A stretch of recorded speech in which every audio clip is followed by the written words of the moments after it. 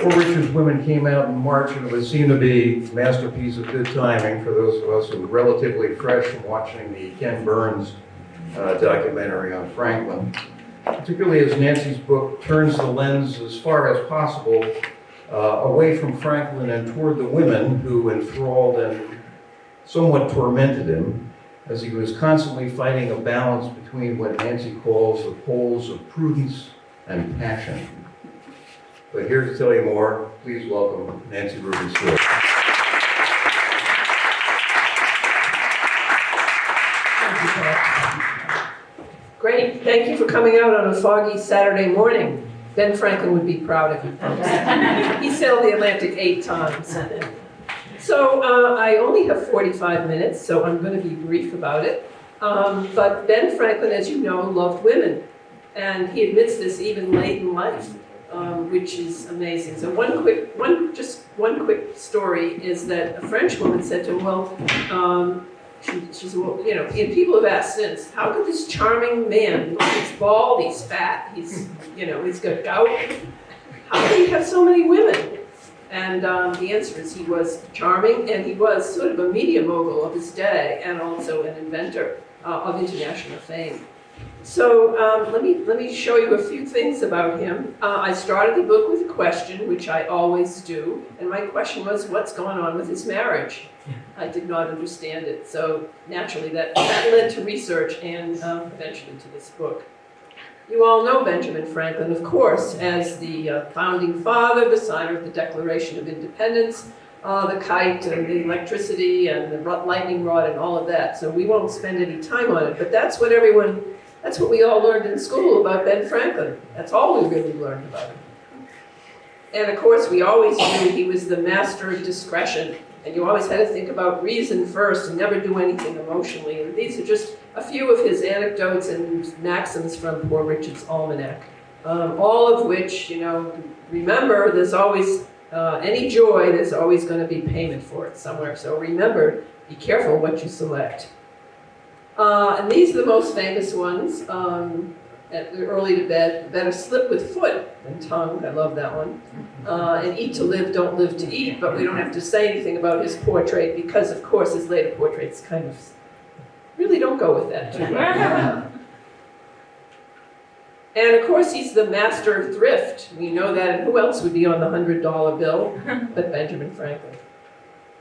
He loved women, as Bob said. Even as a young man, writing in his brother's print shop, he managed to write these essays in the voice of a woman. He loved to take the voices of women and make fun of society, and he did this in this particular Silence Do Good Letters. And one of them that I love, he's only 16, and he writes about how it's terrific that we have prostitutes in Boston. And they're great for the economy, and they're great, they make people happy.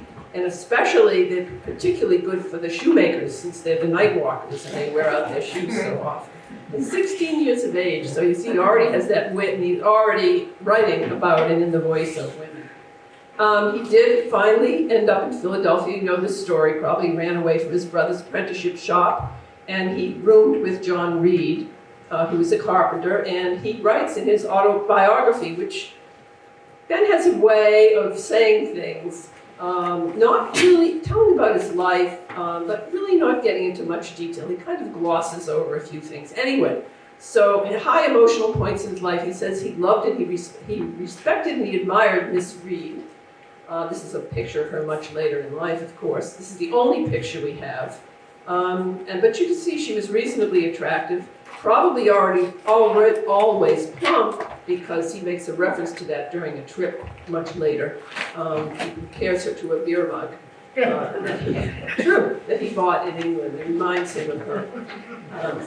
But reasonably attractive, and she had a dowry. And that did not escape the thrifty Ben. And anyway, he was supposed to marry her. Meanwhile, her father died. And at the same time, or soon before that, there was a slippery kind of a lieutenant governor of Pennsylvania who said, I'm gonna treat you to a trip to England, and you'll buy printing equipment, you'll come back, and you'll create a print shop, of course, to create his own political, his way to speak to people.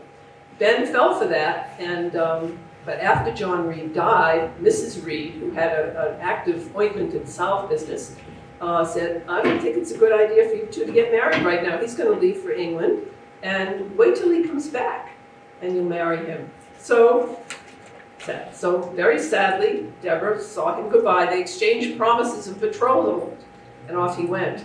He had a great time in London.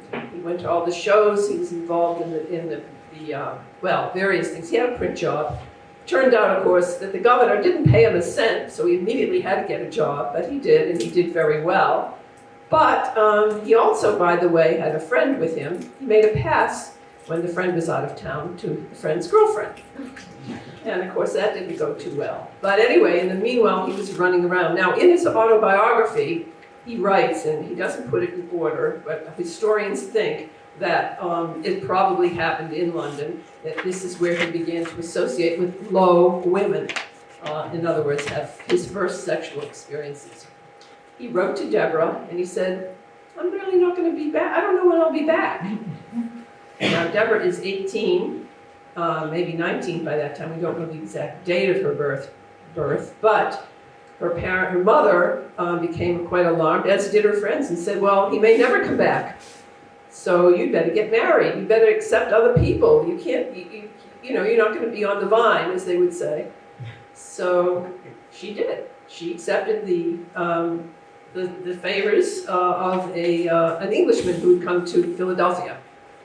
Now, the Englishman, John Rogers, turned out 2 months into the marriage, guess what? He was married to somebody else. So Deborah became horrified and just wouldn't take his name and went back to her mother and helped with her mother's salve and ointment business.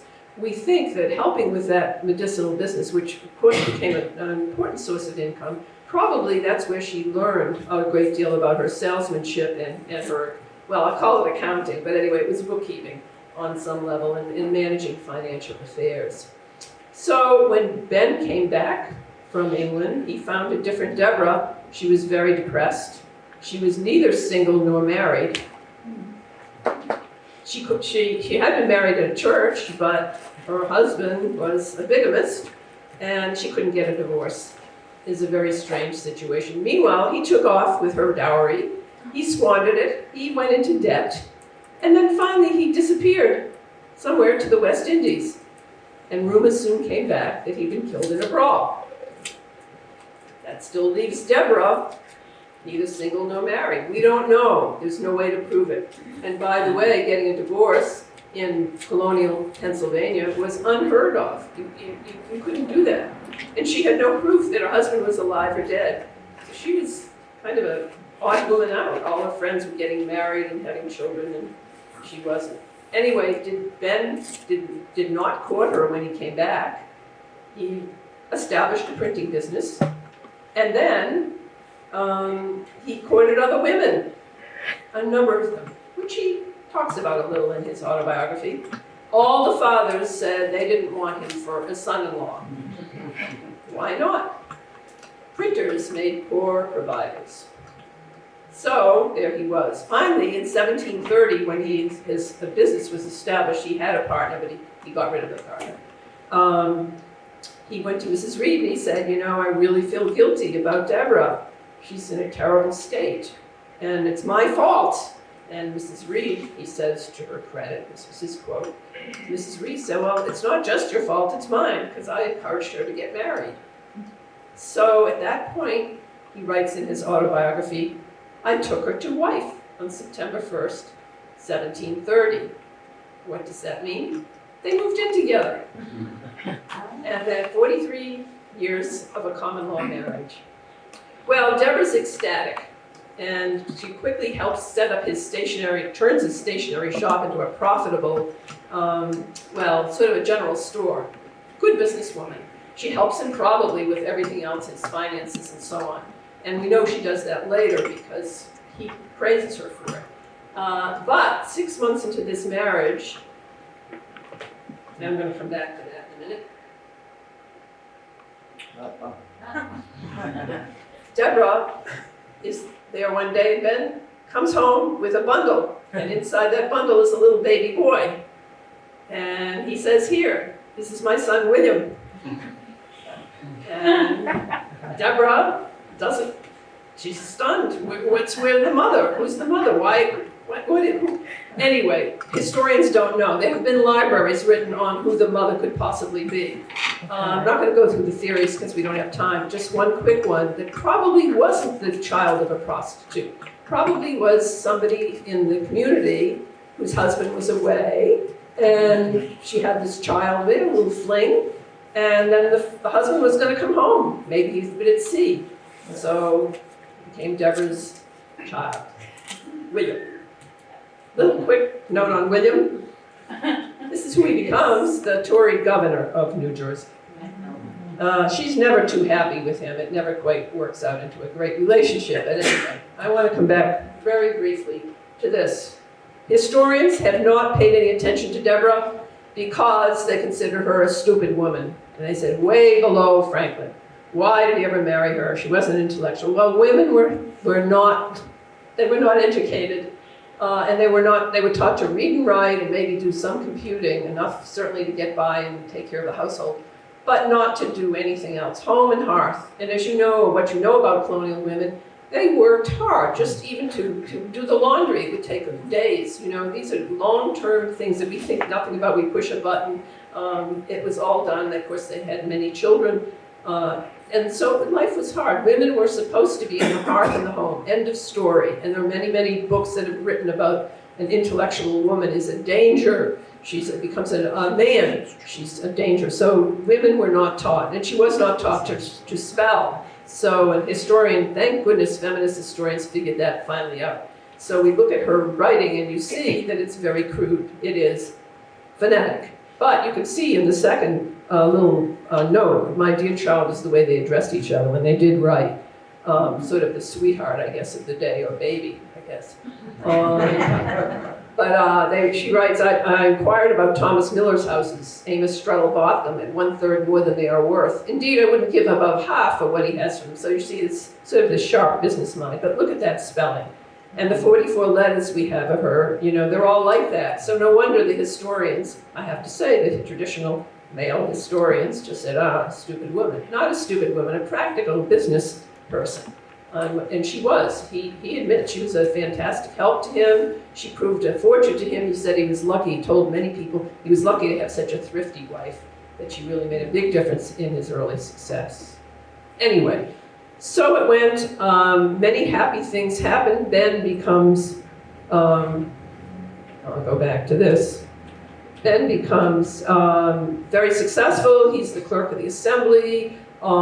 He becomes the postmaster of Pennsylvania. He starts inventing things. He has the Franklin stove, the bifocals. His almanac is wildly popular. Deborah sells it. She calls them not Poor Richard's Almanac. She calls them Little Dick's. And she sells them in her store. 10,000 copies a year. I mean, a lot of us would, like to have that as a start. Anyway, so she's well known in the community because she also assists in the post office and, of course, her shop. And she grew up there, so she has many friends. So she has a certain status and position. And they thrive together, as he writes. They would thrive and they try to make each other happy, at least in the early years. And as I say, he becomes very wealthy. They seem to have a good life. Now this is where the rumors come in. You've all heard, how many, and see it on the internet, I don't know, they mentioned 12 probably illegitimate children of Benjamin Franklin. We don't know. There are 101,000 books that have been written about Benjamin Franklin. World catalog books. Crazy. Nobody knows, because he's pretty sly about these things. But we do know that he did have an eye for the women. Here's, this was hidden by the historians for over 200 years. It's a letter, and it was finally entitled somewhere buried way in the archives, Old Mistress's Apologue. Now that doesn't sound too bad, but when they finally did bring it out, they sort of renamed it into Advice to a Friend on Choosing a Mistress. And I have to mention the lifespan for the average woman was 42 years of age. So when we're talking old, we're talking 30, 35, okay? for women. And he gives 8 reasons why an older woman is a better mistress than a younger one. I won't go through the reasons. So some of them are a little graphic. But I'm going to give you the 21st century sort of snarky view of that, which is older women are better mistresses because they don't yell, they don't swell, and they're grateful as hell. As I say, this was kept secret because this is the founding father, but finally somebody in 20th century, early 20th century, brought it out. So this is where I think things began to, the rumors, some of them became, well, they looked pretty real. 1754, Ben is now the Postmaster General of the North American colonies, and he's on a postal tour, and he's reforming the whole postal system, and he is now at that dangerous age of 48, and he meets this charming young woman who's 23, Catherine Ray. We don't have a picture of her, but we do have their letters, and they do have quite an infatuation. He is so crazy about her, he volunteers to escort her on a 2-day carriage ride to Lock Island, well, to Rhode Island, because she has to get on a boat and go back to Lock Island. Father is ill. It looks like there were a few people who came with her. There was the driver of the coach. There was a woman friend, but she disappears somewhere in that journey. And so we don't know where they stayed. We don't know anything much, except we do have all their letters, and there's quite a few. And they're crazy about each other. It's just an excerpt. Evidently, and I'll read you the first line, he promised to send me kisses in the wind. This is what he writes to her, because at one point he isn't getting a letter from her. And then it seems as though he must have, he says this in one of his letters, that he promised to teach her multiplication. That is how 1 + 1 make 3. But she rejected him. So that's why the second line, which is again an excerpt from another letter, your favors come with the snowy fleeces, which are as pure as your virgin innocence, white as your lovely bosom, and as cold. So this continues as a grand love affair, but it's never consummated, and they eventually become friends. Well, 1757. By now he is he's done many things, and he's involved with he's now a member of the assembly. In fact, at one point he's the speaker, and the Quaker Assembly, mostly Quaker, decides that it is Ben who should be going to England to plead with the Penns. The Penns own, well, they're proprietors of the charter for Pennsylvania, unlike most of the other colonies. And the other colonies are all but one, all but two are royal colonies, but the Penns own it, and there's a problem with the Penns.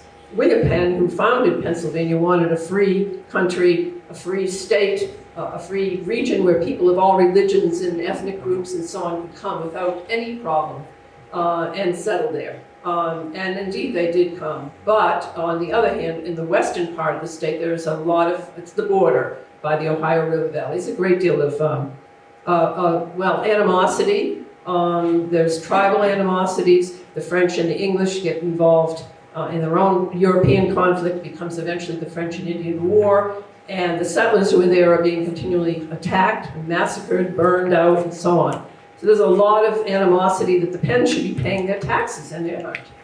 And so with that, they refuse.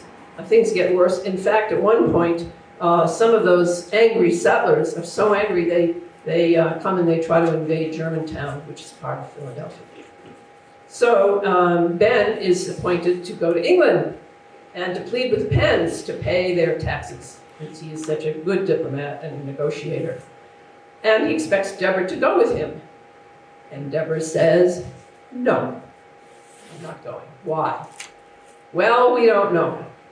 Again, the male historians, the traditional historians have come up with all these theories that she is so ashamed of her provincial and uneducated status that she will be laughed upon, and she will not fit in with the distinguished and cultured and urbane Londoners, and that she refuses to go. But I have a different theory. I think that she is very comfortable in her position. She has quite a bit of status in Philadelphia. She manages his affairs, his financial affairs. And she is not, and there's another factor too. which is that Ben is forever trying to take their daughter Sally and match her to one of his English friend's sons. And Deborah's horrified. She'll never see Sally again.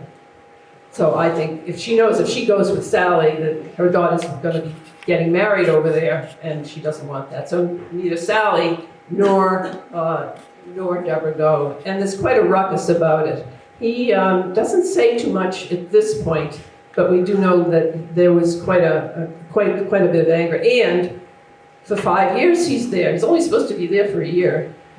We don't know why he's there for 5 years. He doesn't really succeed in anything with the pens at all. It's frustrating, and historians don't know why he stayed quite so long. His son was now there, William, with him, getting educated at the Inns of Court, becoming a barrister, but that may or may not have been. In any case, he writes only occasionally to Deborah. She writes all the time. We have his account of her letters. Some of them are every single week or every 2 weeks, trying to make the deadline for the packet boats. These are the mail ships that go back and forth between America, the colonies, and England. We have his letters. We don't have hers. What happened to them?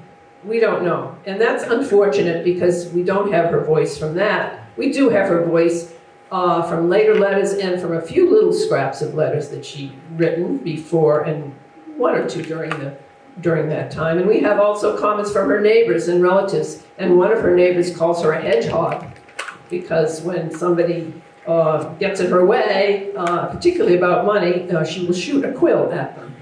Direct quote. And another cousin complained to Ben and said, she's just got this fiery temper despite her pleasant attitude, and she's so well known. She's a nurse in the community. She's a do-gooder, and all of the other things that she does, as well as her salesmanship. And Ben says, "Well, you're a young husband. Don't you know, basically, that wives are always right?" So you begin to see he doesn't believe that at all. But anyway, it's just another aspect of his wit and his attitudes towards women. I want to come back to that. He rooms in central London with Margaret Stevenson. She's a widow. And we don't know a lot about Margaret. She's very much like Deborah, actually, with a British accent, a little more urbane. But we do know she nursed him when he was sick. She was much more than his landlady. She outfitted him in new clothes. She introduced him to her friends. They were seen together all the time. They were considered an item, by the way, after a while by all their friends and their acquaintances. And in fact, his friend, William Strahan, becomes so upset with all that's going on. He writes to Deborah and he says, "Your husband is very popular with the ladies here." And he's rooming with this charming middle-aged widow, Margaret Stevenson. "I think you'd better sail over here to protect your interests." But Margaret, we don't know about Margaret, but we do know Deborah says, "Well, I'm not going." And it's quite clear that the relationship is more than a landlady tenant situation. Ben does, and by the way, she also has a daughter, Polly, who he takes to, and actually she becomes his surrogate daughter. He actually favors her in many more ways and treats her much nicer than he does to his own daughter, Sarah or Sally. And we see comparisons throughout. Later when they get married, there are comparisons. It's like a contest all the time. Who has better grandchildren? And Ben says when Sally finally does marry, "Well, that's your grandchildren." And he talks about his godsons. It's really rather painful. We don't know, again, coming back to the rumors, but we do know there was a young art student. He later becomes a distinguished portrait artist, Charles Wilson Peale, who was studying art in his 20s in England. And he happened to be rooming in Mrs. Stevenson's townhouse also. And one day, he knew Ben, of course. He happened to open the door to Ben's room. And this is what he saw. And like all good art students, he rushes back to his room and sketches what he saw. This one's a little more graphic yet. We don't know who this person is. But again, it's certainly, and again, these were kept secret. for quite a while. But anyway, they're even on the internet now. Well, Ben goes home, and Deborah's ecstatic, and she thinks he's there to stay. And that's great, except he keeps writing letters to everybody that he wants to go back to England. And she catches wind of it, and there's a huge fight. And William reports this, so we have writings about it. Enormous fight, and he says, okay, all right, I'll tell you what, I'll build us a house. And he starts to design and build the house. And guess what? The assembly once again says, you've got to go back. Things are getting worse and worse with the pens. And once again, he asks Deborah to go. And once again, Deborah says no. And we don't have a record of that argument, but we do know from her comments later in her letters, we finally get them, that he said to her, if you're going to stay, then I don't want to hear complaints from you. I want you to only write cheerful letters. He leaves Deborah with the house half done. Deborah knows nothing about supervising construction. This is a man's job in 18th century colonial America, not a woman's. But anyway, she does to get to complete it. I have to say, during the Stamp Act, there's a lot of misinterpretation of what happened to Ben and his loyalties to England or to the colonies. And pretty soon there's a riot, and there are people, there are already protests. We're already beginning to heat up towards the American Revolution. There are already protests and boycotts and so on. And a gang comes to the house and they threaten to tear it down. And she writes about this to Ben, and she calls upon her brother, and they have guns, and she defends the house at gunpoint. She says, I would defend it, to the death, and I'm sure that Ben did nothing wrong. So, you begin to get those letters in the second time that he's there. He's only supposed to be there a few years. As you know, the revolution is getting pretty hot, and he now is no longer just pleading for the pens. He's given up on that. He becomes this sort of negotiator to try to keep things calm between the Parliament and to cool down that revolution. And he remains there for 10 years. He doesn't need to remain the entire 10 years, but he does. And again, historians scratch their heads in many books and say, why? We don't know. Deborah, meanwhile, becomes ill. She has a stroke. He is told about it. He sends medical advice from the king's physician. Nevertheless, he does not return in that last year when he could have, and she's very ill. She dies in December of 1774, and even William, who isn't necessarily a fan of his stepmother, says, you should have come home. She really broke her heart, because what she wanted more than anything was to be with you. Well, I'm going to move forward. He does come home right after Lexington and Concord, but he's only here 2 years. He signs the Declaration of Independence and many other things. I don't have time to go into them. But he is then sent to one of the three commissioners to France to plead for funds for the American Revolution. And he's a very good negotiator, and he works very hard at it. Not the way John Adams saw it. John Adams thought that he was just staying up late at night and going to parties, and he had the women making tea for him and enjoying the French wine and food. But his style is to ingratiate himself with the French, to befriend them, to be diplomatic, and eventually and he does indeed secure us these funds that were largely responsible for our, victories eventually with the American Revolution. But aside from working hard, he also, of course, had several romances. And one of them was with a charming, famous French musician. She was a proponent of the pianoforte. She was so gifted a composer and a performer that Boccherini even devotes his sixth piano sonata to her. This is a charming, we have quite a few letters, charming relationship. These are educated women, and there's quite a repartee between them. She'll sit on his lap in public. She calls him mon cher papa. She won't let him be with any other women. But when it comes to the last favor, she won't give it to him. So he moves on, of course, to a charming widow who was a famous hostess for the Revolutionary era in France, salons pre-Revolutionary era with the philosophers, Madame Helvetius. And she's a bit unconventional. She, after her husband died, who was a philosopher, she sells her chateau in Paris, and she buys this other chateau, very unconventional. She had 18 cats running around in her house. She was totally without any, her garden was not the French trimmed garden that we think about. Rather, it was filled with wild plants and animals and aviaries. And when Abigail Adams saw how unconventional she was, and she came over, she slapped Ben on the shoulder, and she totally unconventional, and he was crazy about her. She lived with 3 men, 2 were Abbeys, one was a medical student, and they kind of keep track of her helter-skelter schedule.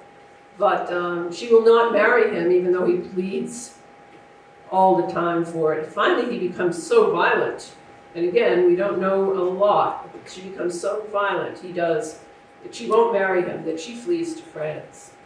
So I'm going to leave it there. I know we're going to be out of time, but I'll just say that we think about Ben as the master of discretion. This is his favorite, I think this is his favorite quote: "If passion drives, let reason hold its rein." I don't think that I think that may even be in some way a defense for who he was. Who was he? He was a human being with needs and frailties just like all of us. And he was a man, I believe, who was really trapped between, like many people, trapped between prudence, which he's always proposing, and passion. Thank you very much. It was fun to research it, and I look forward to your questions.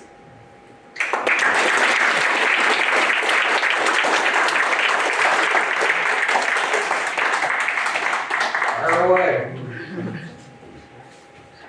Well, Lacey, tell us a little bit about the research, because I think you were thinking about this thing a quarter of a century ago.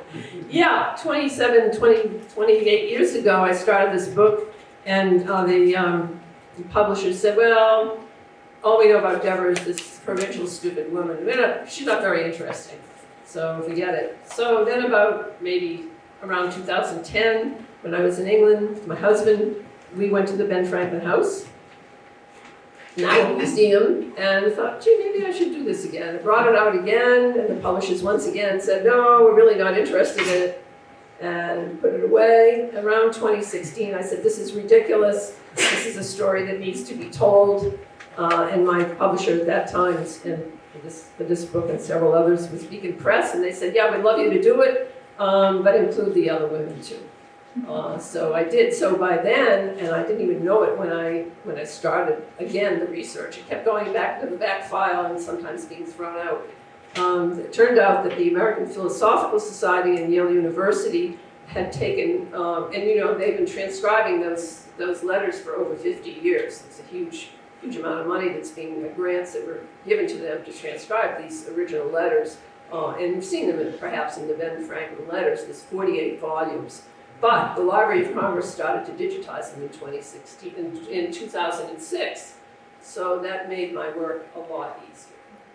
There are 44 letters from Deborah and about 150 from Ben. Again, we don't know what happened to those first 5 letters. So it was an adventure. It made finishing the book during COVID a lot more fun. Thank you very much.